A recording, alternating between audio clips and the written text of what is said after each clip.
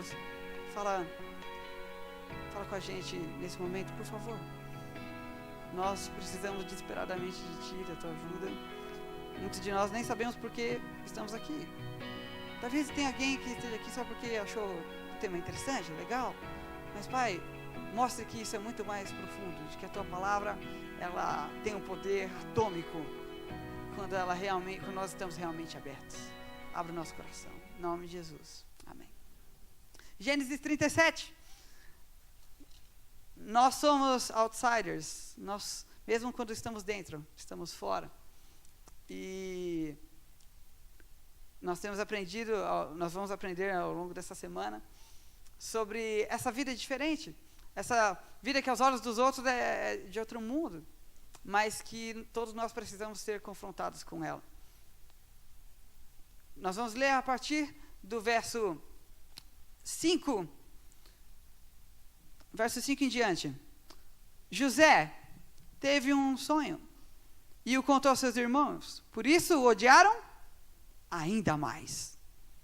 Pois lhe disse: ouvi, eu tive um sonho. Eu estava atando feixes no campo nesse sonho, e eis que o meu feixe se levantou. E os feixes de vocês o rodeavam e se inclinavam ao meu feixe. E os irmãos disseram: Peraí, não está na minha Bíblia, desculpa. Quer dizer que você reinará sobre nós? Você terá domínio sobre nós? Por isso, tanto mais o odiavam, por causa dos sonhos e das palavras que dizia. Teve ainda um outro sonho, e contou aos seus irmãos: tive outro sonho, e havia o sol, a lua e 11 estrelas, que se inclinavam perante mim. Quando contou ao seu pai e seus irmãos, seu pai lhe repreendeu, dizendo: que sonho é esse que tiveste? Eu, tua mãe e teus irmãos nos inclinaremos em terra perante ti. Seus irmãos o invejavam, e seu pai, porém, guardava todo esse caso no coração. Vamos para o verso 18? Verso 18. Os irmãos o viram de longe, e antes que chegasse, conspiraram contra ele para o matarem. Disseram uns aos outros: lá vem o sonhador. Vamos matá-lo e lançá-lo numa dessas cisternas, e diremos: um animal selvagem o devorou. Veremos então o que será dos seus sonhos. Mas Rúben ouviu isso, livrou da mão deles e disse: não lhe tiremos a vida. Não derramei sangue, lançai-o na cisterna que está no deserto, e não lanceis mão dele. Disse isso para livrá-lo das mãos dele, a fim de que pudesse devolvê-lo a seu pai. Chegando José a seus irmãos, eles o despiram de sua túnica, de várias cores que ele estava usando, e tomando-o, lhe lançaram na cisterna. E a cisterna estava vazia, não havia água nela. Essa é a história que nós vamos estudar. Nosso herói está muito encrencado. Quantos de vocês gostam de sonhar de noite? Tem gente que não gosta de sonhar, fica incomodado. Tem gente que não gosta de sonhar aqui? Tem gente que não gosta. Eu tenho um amigo que ele acorda sempre, eu tenho colegas de quarto, sempre que ele tem sonho, ele fica bravo. E ele conta um sonho irritado. Mas eu gostava de uma série que falava sobre sonhos. O nome dessa série era No Mundo da Lua. Alguém se lembra? Alguém assistia? Que legal. Você se lembra do nome do menino? Lucas Silva e Silva. O Lucas Silva e Silva, ele era um menininho muito imaginativo. E quando ele queria que as coisas se realizassem, ele queria que pelo menos isso acontecesse dentro da cabeça dele. E ele pegava um radiozinho, e ele entrava no quarto dele, se deitava e dizia, mais ou menos assim: alô, alô, planeta Terra chamando, alô. Esta é mais uma edição do Diário de Bordo, de Lucas Silva e Silva, falando diretamente do mundo da Lua, onde tudo pode acontecer. E quando ele começava a imaginar, aquilo se projetava na tela, e ele virava um astronauta, e no outro dia ele era um jogador de futebol, e no outro dia ele saía no quintal dele, a árvore tinha dado dinheiro. e ele tinha uma árvore de sair dinheiro, e ele se imaginava, e quando ele via, acordava, nada daquilo tinha acontecido. Mas a gente se divertia, e nós sonhávamos junto com ele. E eu aprendi muito a sonhar com o Lucas Silva. E desde que eu sou um menino, eu tinha um sonho. Esse é o pequeno Stefinho. Que gracinha. Ainda bem que o corpo cresceu depois, a cabeça cresceu primeiro. Mas o pequeno Stefan tinha um sonho também. Ele queria ser pastor. Diz minha mãe que desde que eu sei falar, eu quero ser pastor. E eu pegava a minha primeira plateia, eram meus brinquedos. E eu enfileirava eles. E eu tinha era um ratinho gordinho, ele tinha terno e gravata, ele passava as ofertas. E ele ficava ali, passava de banco em banco, em cima da minha cama, até que chegava o pastor. Quem era o pastor? Buzz Lightyear. E Buzz Lightyear pregava para eles, abria a Bíblia e pregava.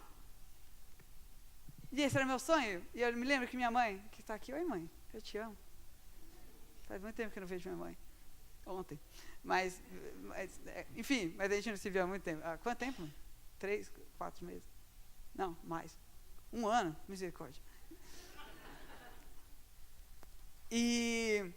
Então, eu lembro que minha mãe uma vez entrou no quarto e disse essa frase. Nossa, que pena que a gente não tem uma câmera fotográfica para registrar isso. Como isso é lindo. Mas está guardado bem aqui.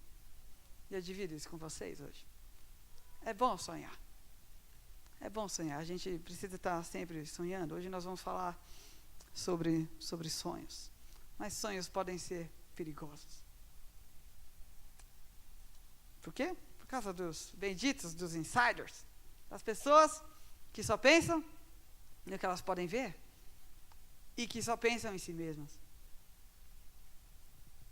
Verso 5 diz que José teve um sonho, contou aos seus irmãos e por isso o odiavam ainda mais. José tinha sonhos.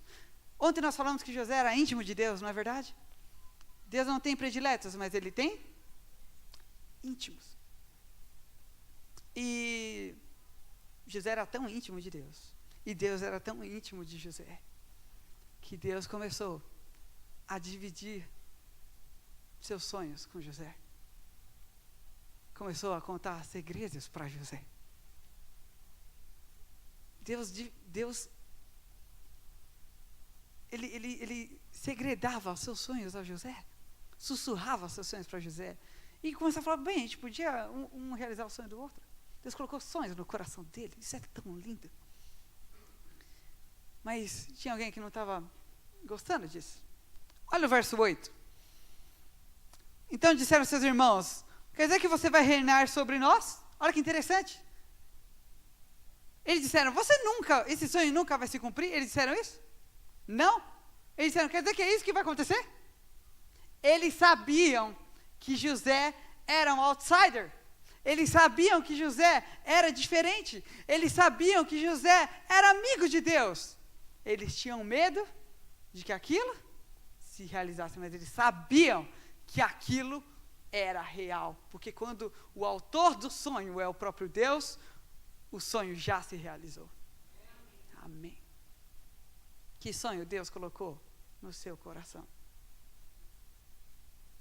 Tem sonhos que Deus coloca na gente, que só nós mesmos podemos deixar, podemos simplesmente negá-los, mas esse sonho é uma ideia de Deus.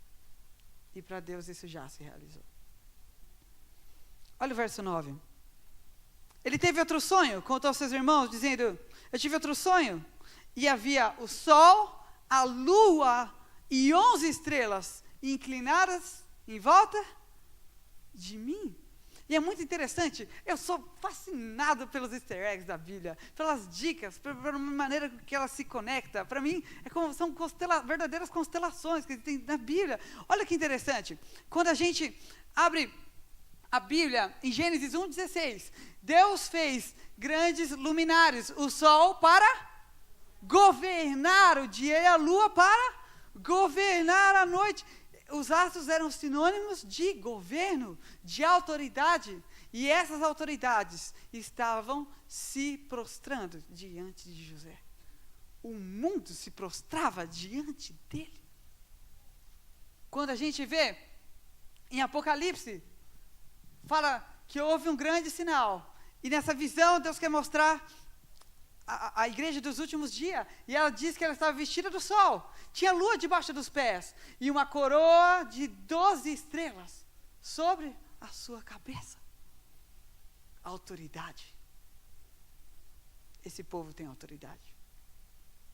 Quando nós vemos no meu livro favorito, Cântico de Salomão, e o príncipe quer comparar a beleza da sua noiva, ele diz: quem é essa que aparece como a alva do dia, linda como a lua, brilhante como o sol, imponente como um exército de estrelas? Não é demais? A Bíblia é maravilhosa. E José já tinha essa noção da autoridade que Deus estava colocando sobre seus ombros. Ele se preparava para aquilo. Como ia se cumprir, não sabia, mas ele confiava em um Deus que sabia. E sabe, quanto mais José sonhava, mais os irmãos o odiavam. Quanto mais ele se aproximava de Deus, mais os irmãos o odiavam. E eu acho engraçado, parece que Jacó, o pai dele, não se tocava, né? Porque levou ele para o ninho das cobras, sozinho. E disse: ei, vai lá ver seus irmãos. E nós vimos ontem para onde que ele foi? Dotã, legal. Ele foi para Dotã, nós estudamos essa palavra ontem. Antes ele teve que ir para Siquém. O comentário bíblico adventista fala que ele teve que andar 3 dias até chegar até Siquém. Fez aquela viagem de 3 dias, quando chegou os irmãos não estavam lá. E aí até que ele mostrou onde era Dotã. E se você ver o mapa de Dotã, você vai descobrir que ele andou mais um dia inteiro até chegar lá. E quando ele estava de longe, os irmãos olharam para ele e falaram: lá vem Zezinho sonhador. Ah, o Zezinho, de novo vem lembrar de quem nós somos e de quem nós não somos. Pessoas, insiders medíocres, eles têm um problema sério com sonhadores. Porque eles lembram quem eles não são. E é por isso que, como eles não conseguem chegar até os outsiders, eles não conseguem alçar voo até eles querem diminuí-los. E esse é o pior tipo de insider. Os insiders têm 3 motivos, pelo menos, para nos odiar. Quando alguém te odeia, isso tem 3 motivos. Primeiro, ela se sente ameaçada por você. Segundo, ela não gosta de si mesma. E terceiro, ela quer ser você. E no caso de José, eram as 3 coisas. Eles o viam como uma ameaça. Ele estava profetizado que ele seria o primogênito, mesmo sendo o penúltimo a nascer, entre 12 irmãos homens. Por outro lado, eles eram pessoas que tinham uma autoestima muito baixa. E eles queriam ser como José era. George Lucas, quando cunhou um dos grandes clássicos espaciais, Star Wars, ele inventou um personagem chamado Yoda, um sábio da cultura pop. E ele cunhou uma palavra. Ele cunhou uma frase que eu acho muito interessante. Ele disse que o medo é o caminho para o lado negro. O medo leva à raiva. E a raiva leva ao ódio. E o ódio leva ao sofrimento. E os irmãos transformaram todo aquele medo daquilo se cumprir. Todo aquele ódio por eles não serem como ele é. E transformaram tudo aquilo em sofrimento. E disseram: a gente está sozinho aqui, ninguém está vendo. Vamos matar ele. A gente joga um desses buracos. Notem que o verso diz que eles não queriam enterrá-lo. Eles não queriam vendê-lo primeiro. Eles queriam jogar no buraco e deixar ele lá para morrer. A gente deixa ele ali e ele vai ser finalmente esquecido. José brilhava muito. Eles queriam ocultar todo aquele brilho que ele tinha. Um dos grandes pensadores astrônomos e filósofos que existem é Carl Sagan. Amanhã nós vamos falar sobre órbita. Nós vamos falar sobre propósito, sobre o nosso lugar no mundo. Nós vamos falar alguma coisa sobre Carl Sagan. Mas hoje nós vamos ficar com uma frase dele. Ele dizia que quando a gente olha para o universo, nós sempre temos surpresas. Nós sempre estamos aprendendo mais e mais sobre o universo. E isso está ajudando a nós melhorarmos de algum modo a nossa vida na Terra. Esse é o plano. E ele disse que em algum lugar, algo incrível está sempre esperando para ser conhecido. Eles sabiam que José não era conhecido, mas sabiam que Deus já estava apenas esperando para que um dia ele fosse conhecido. E por isso eles queriam esconder o brilho daquela estrela. Tem um livro que eu amo muito e que eu indico para vocês. Eu li aquele livro, O Pequeno Príncipe, sabe? E aí eu achei por R$5 o livro da história do autor, Terra dos Homens. É um livro que você nunca vai achar ele com uma capa bonita. E eu falei, R$5, acho que eu vou poder ler, são 100 páginas, eu vou conseguir contar curiosidade disso para os meus amigos que gostam de Pequeno Príncipe também. Mas eu encontrei um livro sobre vocação impressionante. O autor, Antoine de Saint-Exupéry, ele era um aviador. E ele era aviador numa época muito crítica, em que eles ainda estavam testando aviões comerciais. E ele se arriscou para ser um desses homens, tanto que ele morreu com apenas 44 anos. O avião dele se perdeu no oceano. E ele fala veementemente sobre vocação. E ele fala isso. Nós aviadores, nós temos tudo para vários motivos para não ser quem somos. Não ganhamos bem. Nós voamos em cima de uma lata velha. Mas sabe, quando nós estamos lá em cima e vemos as pessoas tão pequenas como elas nunca imaginam que é a Terra, elas se encontram. Nós nos encontramos. Nós encontramos nossa verdade nas estrelas. Todos nós precisamos encontrar a nossa verdade nas estrelas. Sonhos, eles implicam riscos. Um dos maiores sonhadores dessa história foi Martin Luther King Jr. Uma verdadeira, o nome King é muito apropriado, porque ele era uma verdadeira realeza dentro da sociedade americana. Porque ele mudou o mundo. Ele não se conformou de como o mundo era. A independência, o fim da escravatura dos Estados Unidos foi em 1875. Eles estavam em 1960, e os negros ainda eram tratados como escravos, porque tinham trabalhos, mas eles ganhavam, que trabalhavam com limpeza pública, trabalhavam até 16 horas por dia, ganhando 5 centavos a mais do que o salário mínimo. Eles tinham 15 minutos de descanso. E aquele homem que antes era só um pastor, ele começou a elaborar passeatas, aquilo foi ganhando força. Por exemplo, os lixeiros pararam de circular as ruas, e todo os Estados Unidos, o sul dos Estados Unidos se encheu de lixo. Ele viu, vocês precisam de nós. E ele eternizou a frase, eu tenho um sonho de justiça, um sonho de igualdade, sabe? Martin Luther King era um homem à frente de seu tempo, ele era um visionário. Eu tive o privilégio de ler a biografia de Martin Luther King, escrito por Alan Farr. E ele o descreve de uma maneira impressionante. Avançado demais, lúcido demais. Ele enxerga longe, talvez longe demais. Ele ultrapassou mesmo a linha da cor. Ele não luta apenas com a sua comunidade, ele luta por todas as comunidades. Deslocado. Ele estava se tornando incômodo, não só para os seus, mas para todos. E os políticos lhe enxergavam como um perigo crescente. Ele enxerga longe, talvez longe demais.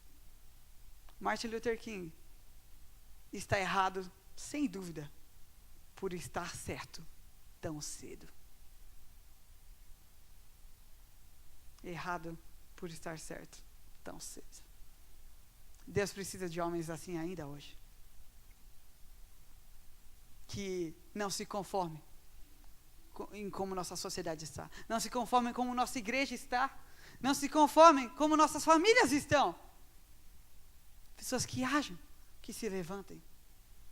E eu me inspiro quando vejo jovens como vocês, trabalhando como vocês trabalham, com a seriedade que vocês trabalham, com esses radiozinhos. Eu penteava o cabelo, o pregador penteou o cabelo. E tudo sob controle. Levam muito a sério o que fazem. Porque nós temos sonhos. Nós temos sonhos. As coisas, nós precisamos voltar aos princípios da palavra de Deus e ver se as coisas estão batendo mesmo. E eu sei que pessoas de todas as idades aqui têm sonhos. Nós precisamos nos perguntar o que Deus quer que nós façamos com eles. Deus ainda nos dá sonhos. A palavra de Deus em Joel 2:28 diz que os jovens terão visões. E eu creio disso literalmente e figurativamente. Os jovens ainda têm visões. Deus ainda dá visões para jovens. Deus ainda levanta jovens visionários. E muitos deles estão aqui dentro. Amém. Será que é errado sonhar? Será que o perigo disso vale a pena? A tia White, num livro que minha mãe me incomodou por anos para ler, Mensagem aos Jovens, eu olhava e falava, esse livro é muito grande. Eu engoli esse livro. Que livro. Demais. Olha o que ela fala. Ela imagina uma vovó, né, cara? Ela é muito vovó. Queridos jovens. Eu vou tentar traduzir do espanhol. Se eu enroscar aqui, desculpe. Queridos jovens, qual é a meta e o propósito das suas vidas? Vocês ambicionam uma educação para ter um nome e uma posição no mundo? Vocês têm um pensamento de que não se atrevem a expressar algum sonho que vocês não têm coragem nem de contar para outras pessoas? José poderia ter feito isso, né? Ele não teria morrido. Bem, não tentariam matar ele se não tivesse dito. Vocês têm um sonho de estarem algum dia lá em cima, entre a grandeza intelectual, de sentar-se nas assembleias legislativas e ajudar a ditar leis para a nação? Não há nada de mal nessas aspirações. Cada um de vocês pode chegar a destacar-se. Não deveríamos contentar-nos com sonhos mesquinhos. Escolham uma norma elevada e não economizem esforços para alcançá-la. Amém? Deus tem sonhos para nós. Deus patrocina os nossos sonhos. E que melhor patrocinador nós temos senão Deus? José pagou o preço pelos seus sonhos. José foi jogado naquele poço, no escuro daquele poço, e a gravidade do nosso planeta é implacável. E ele beijou a lona. E eu imagino quando José, que foi ali jogado pelos seus próprios irmãos para ser morto. Eu imagino quando José chegar no céu e se encontrar com Daniel. E eles vão conversar um com o outro e falar, nós dois caímos numa cova. E aí eu imagino Daniel falando, mas na minha tinha leões dentro. E aí José responde, mas às vezes os leões, as piores feras estão do lado de fora. Eu preciso de uma moeda de 10 centavos. Alguém tem uma moeda de 10 centavos? Eu estou saindo do enquadramento da câmera. Alguém tem uma moeda de 10 centavos para me emprestar? Por favor, para me dar, né? Que miséria, 10 centavos. 10 centavos? Alguém? 10 centavos? Oh, nossa, opa, vamos passar as salvas? Obrigada. Obrigada, Deus te pague, viu? Vamos lá, 10 centavos. Se você tem 10 centavos, segura a sua moeda de 10 centavos. É sério. Você tem ideia de como a nossa... Eu não estou nem falando do universo, hein? Eu estou falando da galáxia. Da Via Láctea. Sabe quantas estrelas tem na Via Láctea? Pelo menos. Há 10 anos atrás, eles achavam que tinham 100 bilhões de estrelas. Nós estamos em 2019 e eles afirmaram ter 200. Ou seja, Daqui a 10 anos podem haver 300. Se você pegar uma moeda de 10 centavos e colocar na sua frente, se você for para um lugar em que se você conseguisse ter a completa noção das estrelas que estão à sua frente, se não houvesse nenhum obstáculo de luz, e você pudesse ver todas as estrelas que tem dentro do espaço que compreende uma estrela, você estaria ocultando 30 milhões de estrelas. 30 milhões de estrelas. Não é demais? E com essa curiosidade eu ganhei 10 centavos. Eu imagino José olhando aquele céu estrelado. E naquele céu estrelado, porque era a única coisa que ele conseguia ver. E eu imagino ele lembrando de Abraão. E que Deus um dia falou para Abraão para olhar para aquele mesmo céu. E disse, olha, conta as estrelas. E José tinha tempo. E contou as estrelas, e contou 100, contou 200, contou 300. Será que eu já contei essa? Vou voltar. Não, volta aí, mãe. E eu imagino José pensando se Deus ainda lembrava dos sonhos dele. Poxa, eu vou morrer aqui. Será que uma estrela faz diferença? Deus pode dar meu sonho para outra pessoa? Uma estrela a mais, uma estrela a menos. Quem vai perceber? Será que Deus se lembra dos nossos sonhos? Será que eles fazem tanta diferença para Ele? Já que nós somos como estrelas? Se nós somos as estrelas de Abraão? Sabe o que a palavra de Deus fala sobre isso? Agora passa, meu rei, vamos nessa. Isaías capítulo 40, verso 26, diz que levantem ao alto seus olhos, vejam os céus. Quem criou todas essas estrelas? Foi aquele que como um pastor conduz suas ovelhas e chama cada uma pelo nome e as conta para ver se alguma está perdida ou desviada. Assim faz Deus com as suas estrelas. Amém. E ali em Apocalipse 1, verso 3, no capítulo 1, diz, João vê uma visão formidável de Deus, de Jesus, e ele fala, eu vi um semelhante ao Filho do Homem, e ele tinha 7 estrelas na sua mão. Naquela época, eles compreendiam de que o futuro estava nas estrelas, o destino estava escrito nas estrelas, e agora ele vê alguém que colocava as estrelas no bolso, que fazia o que queria com as estrelas. Ele movimentava suas mãos, as estrelas se movimentavam junto. E ele tinha um punhado de estrelas na mão. Deus tem um controle sobre as estrelas. Amém? E a palavra de Deus, não, volta.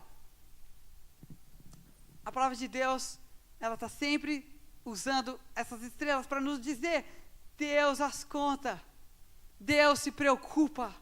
Deus sonha com a gente. Deus, quando você está feliz, Deus está feliz também. Quando você chora, Deus chora também. Quando você se frustra por coisas que acontecem com os seus sonhos, Deus fica chateado também. Mas a gente precisa confiar nele. A gente precisa confiar nele. Confiar de que Ele guarda, Ele toma os nossos sonhos. Deus não vê uma multidão. Ele vê pessoas. Ele vê indivíduos. Deus vê o singular em meio ao plural. Ele te enxerga. Eu quero mostrar para vocês a foto de uma sonhadora. Essa é a Dona Carmelita. Dona Carmelita vivia lá na Caatinga da Bahia. E ela tinha um sonho. Ela queria ser feliz. Na década de 70, ela tinha 4 filhos e ela era de uma religião chamada Umbanda. E ela servia aqueles espíritos. E fazia aqueles sacrifícios, aquelas oferendas. E ela dizia, aqui não está a verdade. E eu tenho um argumento para dizer porque aqui não está a verdade. Aqui não está a verdade, porque eu não sou feliz. E o meu sonho é ser feliz. O tempo passou e ela foi para São Paulo. zona leste de São Paulo. E um dia suas filhas queriam ir para o cinema e ela não queria deixar. Isso é muito caro. Apareceu um folheto debaixo da porta, convidando para assistir um filme na igreja. E ela falou, olha, que economia. Vou levar vocês para assistir o filme. Entre um dia e outro, ela dormiu. E Dona Carmelita teve um sonho. E neste sonho, ela era uma criança. E uma criança que tinha um giz. E vocês sabem quando a criança quer demarcar alguma coisa na rua e começa a riscar o chão? Aquela criança riscava o chão. E ela era uma criança que riscava o chão para lá e para cá. E fazia curvas e retas. E de repente ela parou e pensou, peraí. Ela conseguia pensar no sonho. Ela disse, peraí, o que eu estou sonhando? O que eu estou escrevendo? O que eu estou desenhando? E ela se afastou. E ela tinha desenhado uma igreja. E ela acordou. No outro dia, levantou e levou as garotas para a igreja. E quando ela virou a esquina, era a igreja do sonho. A igreja adventista da Vila Alpina, aqui em São Paulo. Ela olhou para aquela igreja e ela disse, aqui está a verdade. Entrou com as filhas e disse, eu estou entrando aqui. Disse para o recepcionista, estou entrando aqui para nunca mais sair. Aqui eu vou ser feliz. Porque Deus ouviu o meu sonho. Deus colocou um sonho no meu coração. E Deus tinha um sonho de felicidade para mim também. E agora ele está se realizando. A filha dela está aqui. Minha mãe. Essa é minha avó. Minha avó faleceu há pouco menos de um ano. Mas ela era uma sonhadora. E nos ensinou a sonhar. Sonho de Deus. E cara, eu sou um sonhador. Um dia eu estava no Orkut e eu vi que estava tendo uma... Qual o problema com o Orkut, cara? O Orkut é uma rede de inteligência muito avançada. E eu estava no Orkut.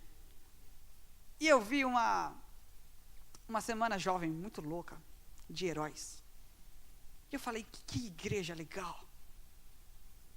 Era a igreja do Tatuapé. E eu disse, um dia eu vou pregar nessa igreja, cara. Um dia eu vou fazer uma semana jovem lá. E eu vou fazer a semana jovem mais épica que eles fizeram. Porque eles são doidões. Cara, Deus colhe os nossos sonhos. Deus colhe nossos sonhos. Deus é demais. Deus superou, Deus tornou tão literais os meus sonhos, que eu não consigo nem explicar para vocês. Porque, olhem para mim, eu estou realizando esse sonho nesse momento. Sonho de criança. Eu achava vocês vida louca, desculpe o termo, eu estou em São Paulo, então. Eu achava vocês vida louca, o Vitor que me chamou, eu que fico muito avançado. Cara, não, vamos sonhar mais. Ele, não, Max, dá uma segurada. Não, vamos, cara. E é isso, Deus é demais. Eu estou aqui no Tatuapé fazendo uma semana jovem. Mãe, olha para mim. Seu filho é o pastor Buzz Lightyear.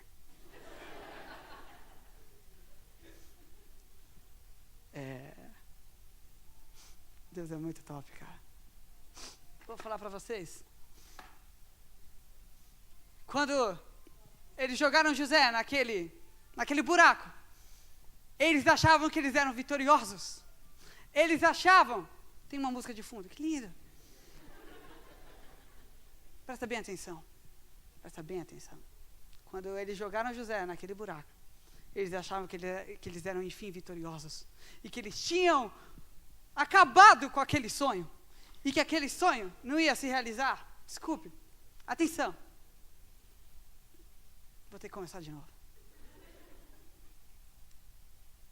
Quando os irmãos de José o jogaram naquele buraco, eles achavam que eles tinham conseguido acabar com os sonhos de Deus. Eles achavam que eles conseguiam modificar os sonhos de Deus, anular os sonhos de Deus. E essa é uma das maiores ironias da Bíblia, porque mal sabiam eles que ao jogarem ele naquele buraco, eles o estavam ajudando a cumprir aquele sonho.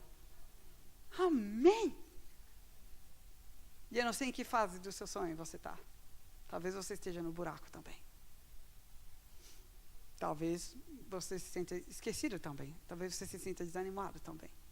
Talvez eu esteja conversando com pessoas aqui de todas as idades que não têm mais sonho. E eu quero dizer para vocês que a gente precisa sempre sonhar. Pedir para Deus novos sonhos. Nem que nossos sonhos se realizem através da nossa descendência. Mas nós temos que sonhar. Crianças, sonhem, contem seus sonhos. Henry, sonha bastante, menino. E fala que você é um bom falador. Eita. Jovens, vamos sonhar. Entreguem para Deus seus sonhos. E corram para conquistá-los, como a Ellen White falou. Se preparem para eles. Já se comportem como se esse sonho já estivesse realizado. Adultos, nossos amigos da maior idade, continuem sonhando. E se for para desistir de um sonho, apenas troque seus sonhos por outros sonhos. Deus cuida da gente. Deus toma nossos sonhos. E é sobre eles que nós vamos orar agora, tá bom? Eu convido você para fechar os olhos comigo, agora. Por favor. E eu vou te dar um minutinho para você dizer para Deus sobre os seus sonhos. E se você desistiu dos seus sonhos, e se você... Eu imploro que o Senhor possa acender em nós nossas lembranças, sonhos que nós acabamos desistindo. Vamos conversar com Deus sobre eles. E vamos externalizar isso. Se nós não temos sonhos, vamos pedir para Deus novos sonhos. Vamos falar com Deus.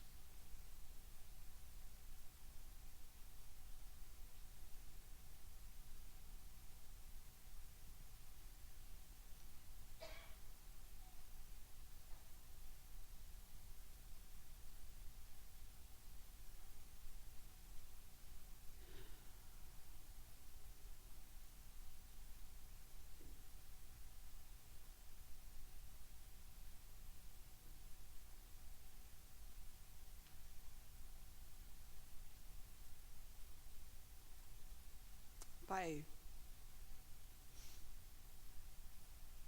porque esses sonhos estão na nossa cabeça, Pai. Muitos deles são maiores do que nós. Pai, toma nossos sonhos, Pai. Tivemos muitos sonhos quebrados. Um dia estávamos lá em cima, nas alturas. No outro dia estávamos lá embaixo, perdidos. Muitos de nós ainda continuamos nos revolvendo. Ainda não estamos recuperados. Cuida da gente, Pai.